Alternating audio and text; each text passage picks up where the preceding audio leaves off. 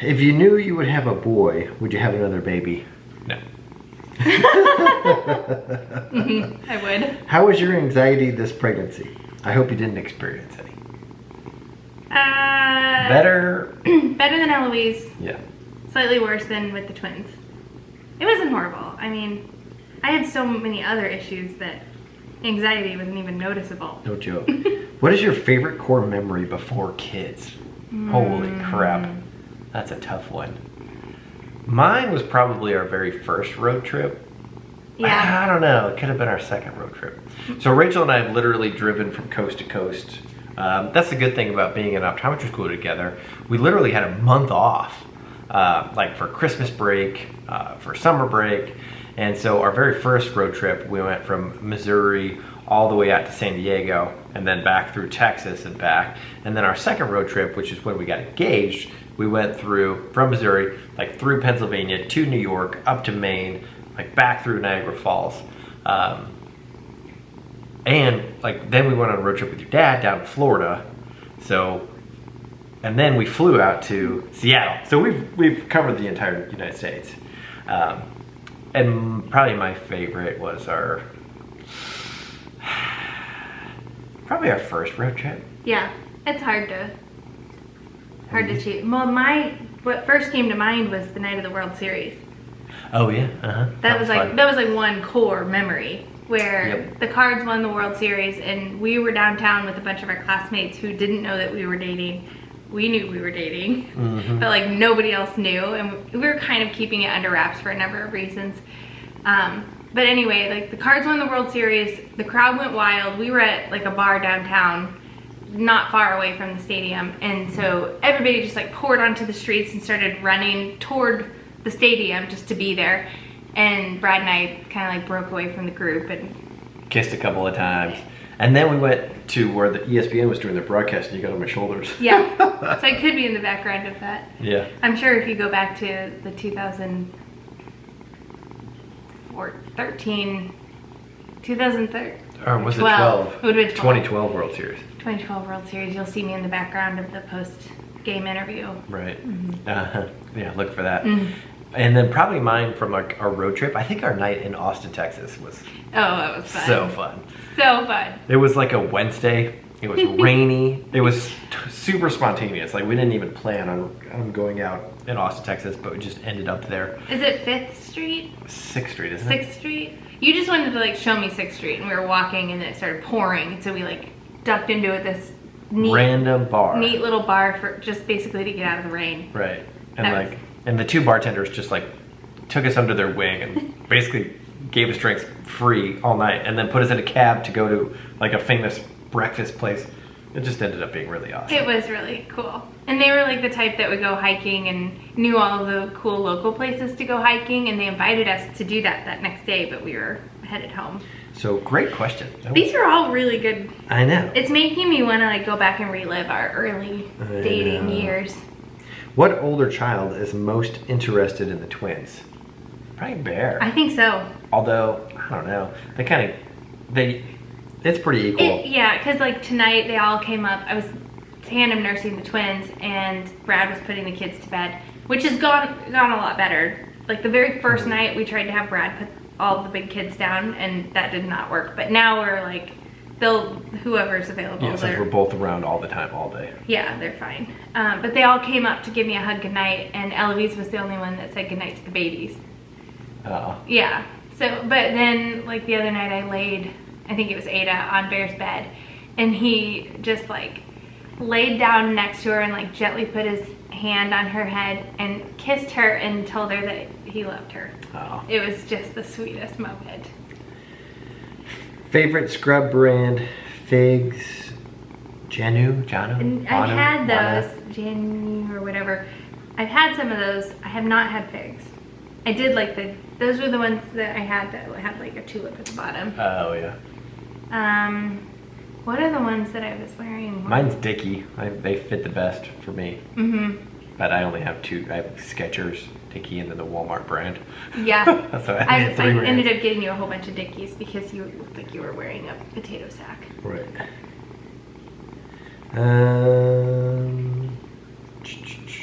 What are your love languages?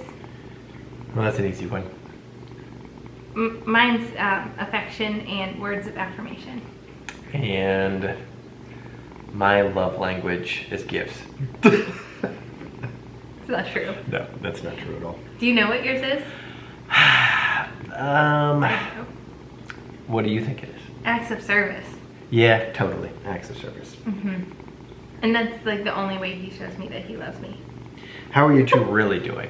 I think we're doing Really great. well. Do the kids have godparents? Yes. Oh. Well, except for these two. Yeah, I was gonna say no, they don't. The babies don't. Yeah, the two new ones don't have godparents. Do you want to be one? Yeah. Let's see. Do you think we were convincing enough with how are you two really doing? I hope so. I feel like our marriage has been in worse places than it is. I'm not saying like our marriage is not in a good place, but you would think that this period of time would be maybe the rockiest our relationship would be, and it's not. No, not at all. I can't even think of a time when we've had like a really rocky. No, I can't either. Okay. So many YouTube videos. When do you find the time to do this? After you've been vlogging for a while, you know how to film so you don't have to edit. That's the cool thing about our family vlogs. Like if you're Casey Neistat, then you're spending hours upon hours editing. But for us, we literally just pull the camera out, film, and we don't even have to edit. It's like, yeah, 10 minutes a day. We watch it all, but It takes 10 minutes. yeah, exactly. And that's only because we know when to film. Yeah, we know when to pull the camera out, like when, and sometimes you kind of plan when to pull the camera out, but that's what's great is having a family vlog doesn't take away from like having experiences with your kids. In fact, I think it even motivates us more to get out and do stuff. Yeah. Otherwise, it's just boring vlog footage. Right. Yeah, good point. I mean, well, yeah, I guess I probably would have done the school bus conversion, but I mean, a lot of it is because I think it's going to be, it's going to make some good YouTube videos. How does Bear feel about being the only boy? Does he ever wish for a brother? He's never asked for a brother. So, must be okay. Maybe that will come with time. He'll express that, but. What has been hard and easier than you thought it would be since bringing the girls home? The lack of sleep is way easier than I thought it would be. Totally agree. I was worried about that. Yeah, part. me too, because we're old. Yeah. Especially me. Yeah, being older definitely makes things harder. And having more kids to take care of when you're sleep deprived. There's been like 2 days where I felt really affected by the lack of sleep. Right. Out of 2 weeks. Right, so that's pretty good. That is pretty good. What's been hard? Harder than we thought? Yeah. Nothing. No. Maybe if we had to say something, Eloise is taking it a little bit harder than... Not as hard as I thought she would though. Yeah, like but still, yeah.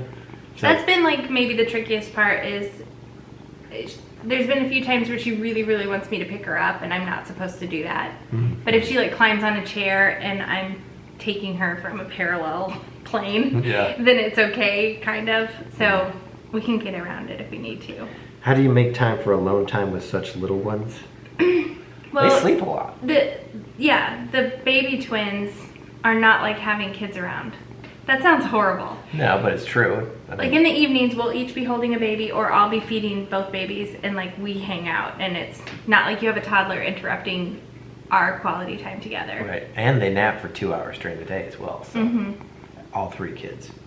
Yeah. Most. The big kids nap from 1 to 3. Yeah, so how do you manage 5 kids schedule? Not an easy question. Not an easy question. But like the 3 older ones are all on the same schedule, and the 2 aren't on a schedule yet. Right. So and they won't be for a little while. How's the RV rental coming along? It will speed up in the future. The bus is a storage unit for us currently. I want to learn more about mastitis prevention. Interesting that you asked that. I just purchased today sunflower lecithin. I would imagine it's pronounced lecithin, but I don't know for sure. And it's supposed to help prevent clogged ducts. Clogged ducts lead to mastitis. When you get a duct that's clogged and there's any bacteria in there, it can cause an infection in your breast that makes you sicker than you've ever been. Yeah. Quickly, very quickly. It's awful. It's crazy. So I'm taking that now just kind of as a preventative measure because I feel like I have a ridiculous supply. You do. And that's that. Will you pump? Yes, you are pumping. I'm not pumping now. Well, yeah. Will you pump? Yes. Yes. So that I can feed the babies and we'll take shifts. Everybody, I mean, not everybody. There's been a lot of people that have expressed like a strong opinion about the fact that I should pump so that you can give them a bottle. I understand that perspective. How do you feel about like not having given them a bottle yet? Oh, I'm fine with it. Okay. It's gonna happen. It will happen for sure. I mean, I'm gonna be going back to work. And it's not like at night I'm just like laying there. Like I will physically, I get up, I pick the babies up, I change their diaper if they need it, and then I hand them to Rachel. I think it's about bonding though. Like they're worried about you. No, I mean I'm holding one basically 24/7. Yeah. So feeding them doesn't feel that different from okay. No. Because I haven't specifically asked you that. I didn't think that you cared, but in the beginning stages, there's a chance that if you start introducing a bottle too soon, that they will have a hard time nursing after that, and so a lot of people try to wait for a while before they start introducing a bottle. Also, pumping. I tried to pump a few times and it was excruciating. It's only been 2 weeks, first of all. The babies are only 2 weeks old. Right. So to pump within the first 2 weeks is kind of a no-no in like the breastfeeding world because it's possible you'll create like a huge oversupply, which is not a good thing. But anyway, it was really painful like the couple of times I did try to pump. So not yet. Does insurance cover IVF? How much money are we talking? Worth every penny though. We did a video on that. It ended up being what, about $25,000 total? Probably. If we had to pay for everything. Our insurance covered probably about 10,000 of it, which a lot of that was medicine, blood draws, office visits.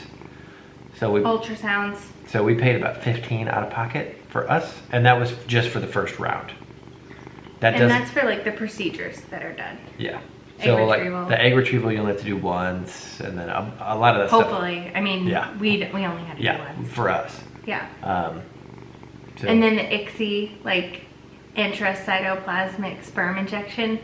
Hey, I remembered what ICSI stood for. Very Are you impressed with me or but what? we did a video on that, which I thought was A pretty brand new Ford Focus. Yeah, which ended up being pretty funny. Unintentionally funny. Yeah. Okay. Worth every penny, for sure. But yeah, kind of annoying that it's like a slap in the face that you not only can't conceive like the old-fashioned way, Yeah.